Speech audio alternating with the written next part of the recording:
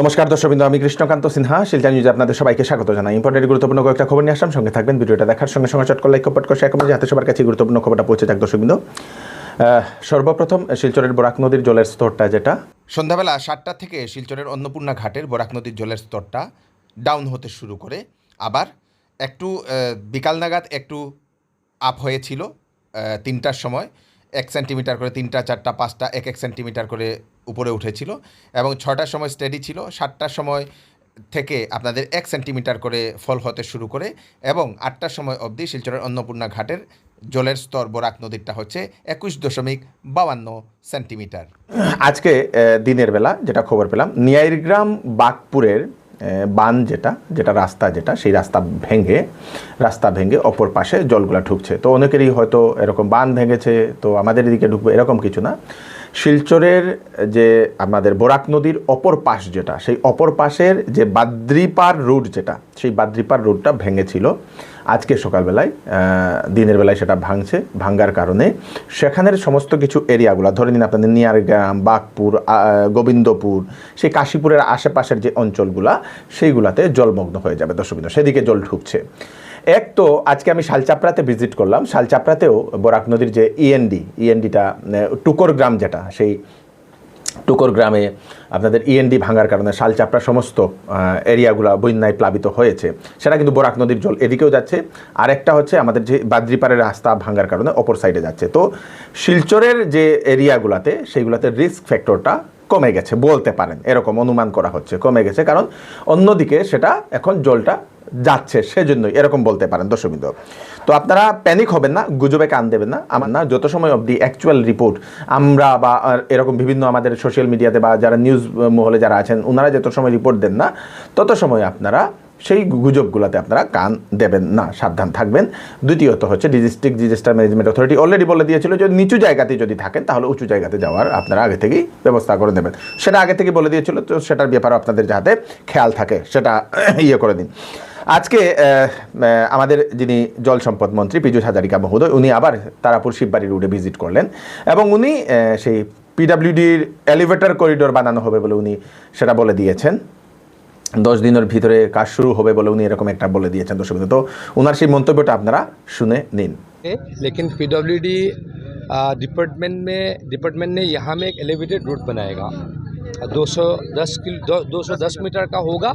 Already award हो गया, contractor selection हो गया, 10 दिन में यहाँ में काम शुरू होने वाला है। मैं सोचता हूँ वो जब होगा परमानेंट सोल्यूशन हो जाएगा। एलिवेटेड कॉरिडोर होगा, एलिवेटेड रोड होगा, इसीलिए एलिवेटेड क्यों होगा, नहीं तो ऊपर में ही हो जाता।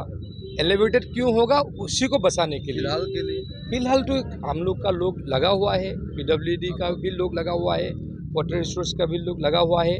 अभी सब लोगों का सामने में कमिश्नर पीडब्ल्यूडी का साथ बात किया, उन्होंने बोला ऑलरेडी अवार्ड हो गया, 10 दिन में काम शुरू हो जाएगा परमानेंटली। এই কন্ডিশনের জন্য করিমগঞ্জ জেলাতে সকল শিক্ষা প্রতিষ্ঠান বন্ধের ঘোষণা করে দিয়েছে করিমগঞ্জ জেলা প্রশাসন। 1 জুন সেটা বন্ধের ঘোষণা করে দিয়েছে। দর্শকবৃন্দ, Assam university TDC CBCS event semester যেটা 1 জুনে হওয়ার কথা ছিল, সেই 1 জুনের ইভেন্ট সেমিস্টারটা ক্যান্সেল করে দিয়েছে। 6 জুন থেকে বাকি যে পরীক্ষাগুলো, সেই বাকি পরীক্ষাগুলো যেরকম টাইম ছিল সেই টাইমই চলবে, কিন্তু 1 জুনেরটা সেটা হয়তো পরে ডেট একটা দেওয়া হবে সেই পরীক্ষার। 1 জুনের পরীক্ষাটা শুধু ক্যান্সেল হয়েছে, TDC CBCS event semester exam যেটা। আপনারা একবার আসাম ইউনিভার্সিটির ওয়েবসাইটে গিয়ে আপনারা সেটা দেখে নেবেন।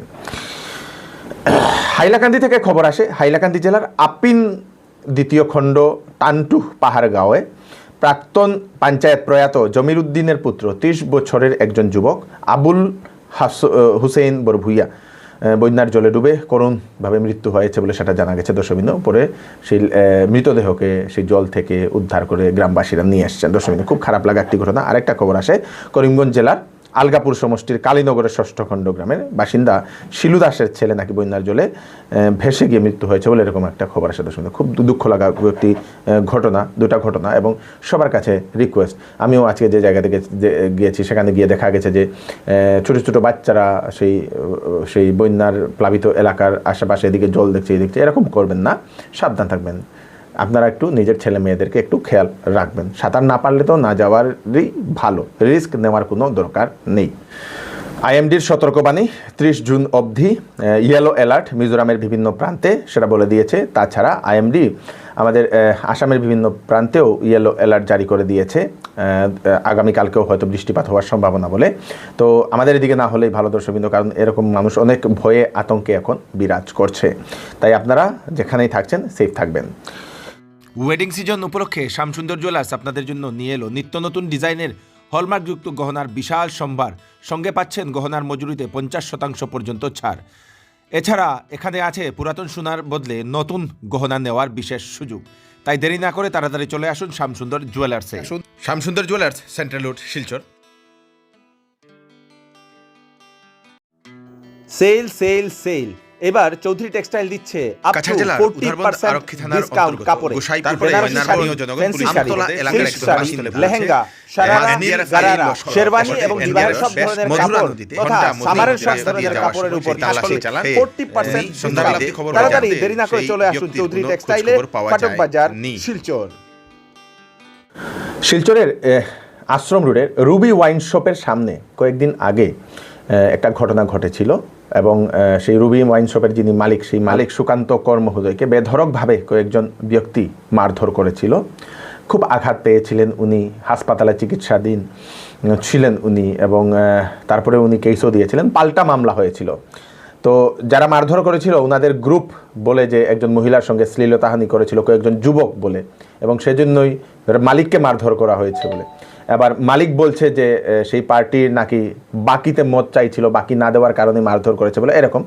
তারপরে যে মারধরের যে ঘটনাটা, বেধড়কভাবে যে মারধর করা হয়েছিল, সেই মারধরের ঘটনাটা সিসিটিভি ক্যামেরাতে বন্দী হয়ে পড়েছিল এবং আজকে বিভিন্ন নিউজ মহলে দেখা গেছে সেই যারা মারধর করেছিল তাদের মধ্যে 3 জনকে পুলিশ গ্রেফতার করেছে বলে সেটা জানা গেছে।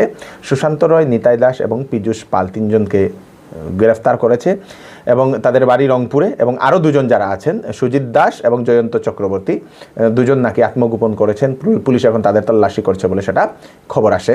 দর্শকবৃন্দ, শিলচরের তোপখানা পার্ট 1-এ আজকে দিনের বেলা হঠাৎ করে সেখানের যে ইএনডি বান, যেটা সেই বানটা স্লুইস গেটের নিচে দিকে লিক করা শুরু করে দেয়।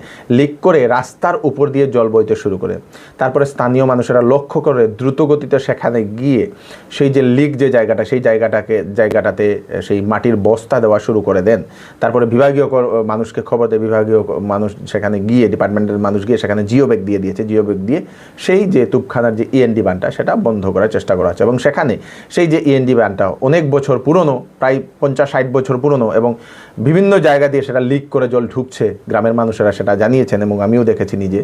তো সরকারের কাছে ওনারা নিবেদন করেছেন সেই যে জায়গাটা, সেই যে ইএনডিটা মেরামত করার জন্য। দর্শকবৃন্দ, কালকে থেকে আমরা তারা কইরাম যে ডিপার্টমেন্টে কোনো রেসপন্স দেন না।